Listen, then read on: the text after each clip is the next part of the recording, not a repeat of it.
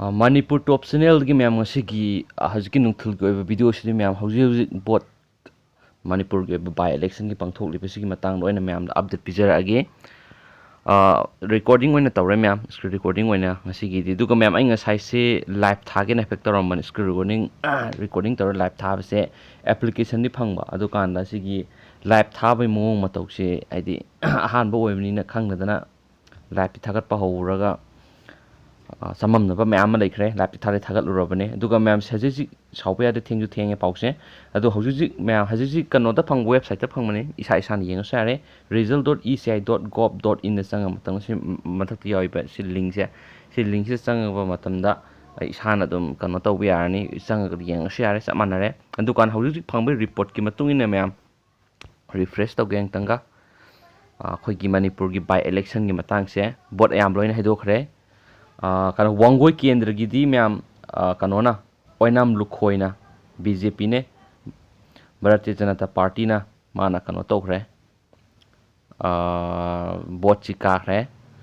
result moi result de haidokre adukanda ani shobanamo result si myam lilongi wai antas khana mai result haidokre mana ka khre adudagi independent ne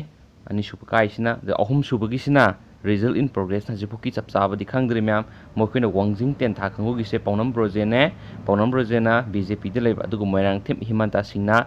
INC de leba aduga mokhoigi result je jipukti kano tawdri out oidri result in progress de leiri myam aduka na makha tarakpada saitugi su ngamtham hokip na BJP de le aduga lamthing tang hokip na INC da laiba mokhi result hajik haidoktri mokhi margin sima myam pi re sida ko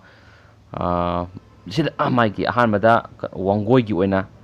chani ga yankhai ga tret hen kano tawkiba do makha tarakpana lising ahunga humdra ga nipan aduga mai gi margin se wangjin ten thagina lising wo changwa ga humphu laye dukanda saitu gina lising mariga chamaga marfu go humdoi lay aduga singat ki di du mai kano ka khre BJP gina kin sun haw gi kano to kibe matang gi duni myam duga hajujik myam na sigi mani hajujik lairiba kano ne sise mai gi data duni myam duga myam sawrakna mai gi voter haidi mai gi kendra gi mai gi leminariba candidate singina kyam sawrakna phangki habadu myam gi mina semo atuna sigi constituency threat sangasi state se nang tangai bi tare ko sai sana dum yeng se chap mane khoi Manipur gi dalai se constituency party wise the yeng se ai sai live kan na thage torom mane live tha ba se atop kano gi su yam kan na kano tori myam Bihar gi su masing kan na thiba kan sa thari khoi Manipur ga manare do apun bi hai tare Manipur gi result status se myam si lai party se ani ne men oina kano haji ka balai se Bharatiya Janata Party BJP digi miyoi ani ma ka khre haji ka ri se adudagi miyoi ani ma leading tawri haidi aduga independent mirep na ama ka khre aduga haji kano kendra mari sigi ahum haidok pasida independence na ama BJP na ani aduga miyoi ahum haji bot sigi ka khre mai result akhre ga sigi constituency all candidates the yingsi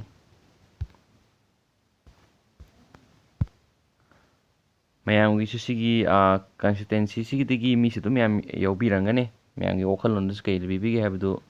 comment box to comment thambiro adu sigi hajisik laisina ba mayam sina kanogi ni ko ain usari ni lilongi ni sije han bada kanogi han yeng se lilongi hanatraga su wanggo gi san yeng ji ko wangoi se changma matamda wangoi oina ne thulai se round wise so yeng se wangoi gi di wangoi gi ngak tani me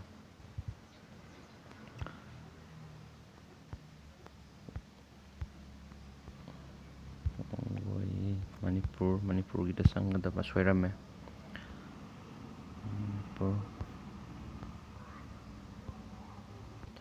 sigi kanoni ko myam se lilongi ne lilong constituency gi da lairiba magi kano se lairiba phibam se mai total yeng se ꯂꯩꯔꯤꯕ ꯐꯤꯕꯝꯁꯦ MD Azizul Hakikana mana INC da lepkibane Indian National Congress da ko adugo mana phangkiba bot masingse apunbada chamaga nifugo nithoi sumna khatangi sikatang phange adukanda Y Antas Khana mana independence da lepane Antas Khan so adugo mahangna apunbada phangkiba masingse lising tara taruka samapanga kungani pan phange adukanda Muhammad Abdul Nasir di magis mas independent Abdul Nasir di myam BJP gi kogi honorable CM su support yam daikibane ado mahakna lising tara humdoiga chamapan ga ani phangkhre adukanda nota da nambi khiba mioi singsina chama ga yankhai humdoi samaina laike aduga bot masingsi Y Antas Khan i hen helakana samaina mana phangkhre potse aduga sina lilongi ne makha chathrak poina lilongi makha wangjing ten thagi mi yengsi myam wangjing ten thagi karam phibam da kamai na bot si henara kana laikhibagi habisi ko wangjing ten tha da laikhe si myam paunam brojen hamada paunam brojen si Bharatiya Janata Party ni mai dol se aduga mangna apunba bot masingse totally yengsi myam amu soina gidana paunam brojen singse mai apunba mana phangibase lising taraga mangaga 4 round iroba round mari phokini ko sisimya ngasa ahan bahagi tarom bidon first round gini sina 4 round da mani phangki base bot masing apunba lising taraga mangaga chamaga ni fuko tret phangki duga makha chathrak pada moirang thim Himanta Singh man INC ne Indian National Congress ne man apunba masing si lising tara humdoiga chongwaga marf ko tret phangki do ahum subuda sarang them manaw bi hai ma independent lepe ma ki bot apunba masingwana phangki bisina sahumga kunga nipan phange aduna khwaidagi masing yamna leading tawki si ju BJP ne paunam broje ne samain taroka mana bot khwade masing yamna phangna satkhre myam ko aduga makha tarak poina wangjing ten thagi mathangda lei singhat lei singhat ki muyeng si myam singhat ki kai mawong la lei kimna singhat ki di hanta kano tawki butune saitu oyeng se mistake ni saitu gisna saitu gise kano phok yeng si mai gise round 4 po update le saitu gise ko round 4 po update chita myam lamting thang hokip na ma si Indian National Congress ne mana apunba phangkiba masingse lising manga ga supnagi ni phugani pan round 4 phuki oina masida update pira ise adudagi ngamtham hokip sina Bharatiya Janata Party BJP ne mana lising mapan ga chani ga kunthra ga mathoi phange adugo nota si myam yamsi yamdana dum ke ai constitution khara gi dum namdi namba jane mogi si nota da mioi yang khai ga tar namame saitu gi se samain tarokana leading tower salise ngamtham hokip na samain tarokana ngamtham BJP sindakti ai constituency yamsi yamde yam kare ko aduga makha chathrak kon saitu ki mathang na wangoi si yam sang ki bane update se mogi yam si yam ki bane wangoi gi se round 6 poko round 6 pok sida amoi kali fibam lai ri si yeng si myam si lurakan total lurakan hazu si po bot machine je kana haidok khram no kyam phang khram nai do mu myam plap oina si sing chora ko si yeng lurakan myam uthok jarake sigi kanogi yaura isna myam hajikse si kanogi ni ko wangoi gi ne wangoi gi se han ba yaw is candidate cha ahum to e wangoi gi se oinam lukhoi sina BJP de lepa myam ko Bharatiya Janata Party ne mana total round 6 pok to mana phangki ba bot masing se siamna di kana di he lising taraga chani pan ga ni phugu matoi phongba aduga khuraijam loken sing mana National People Party NPP kangu ne mahakna total phanggi se myam lising taraga satru ka kun ga ni pan je myam bot chi khet khena de ani se mi se henai se adukanda salam joy sina INC ne Indian National Congress ne mana Congress ki mire moi thokpa salam joy gina sumna tagi lising manga ga chongwa ga ni phubo phange 6 round ke update ta myam samaina lei aduga hujug phaithok declare oikraba anduga sagi mamang de yeng ki bodo myam adu mu in detail yeng se duga video se lusilage kana na hujug club detail oina ka khraba constitution si goi lep tu da ko kana na kano tawri bai de myam yeng minar se Manipur gi oina somna kana su bon yam kal leje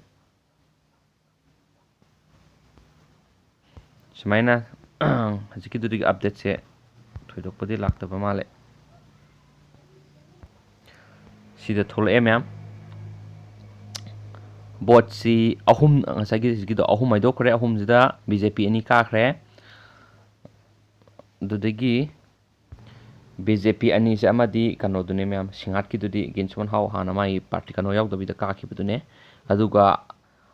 Bharatiya Janata ꯄꯥꯔꯇꯤꯒꯤ ꯀꯥꯈ꯭ꯔꯤꯕꯁꯤꯅ ꯋꯥꯡꯒꯣꯏ ꯀꯦꯟꯗ꯭ꯔꯒꯤ ꯑꯃ ꯀꯥꯈ꯭ꯔꯦ BJPꯅ ꯀꯩꯅꯣꯒꯤ ꯑꯣꯏꯅꯥꯝ ꯂꯨꯈꯣꯏꯅ ꯃꯥ ꯀꯥꯈ꯭ꯔꯦ ꯃꯥꯒꯤ declare ꯇꯧꯈ꯭ꯔꯦ ꯑꯗꯨꯒ ꯃꯊꯪ ꯑꯅꯤꯁꯨꯕꯗꯅ ꯍꯧꯖꯤꯛ ꯍꯧꯖꯤꯛ ꯍꯥꯏꯗꯣꯛꯏꯕꯁꯤ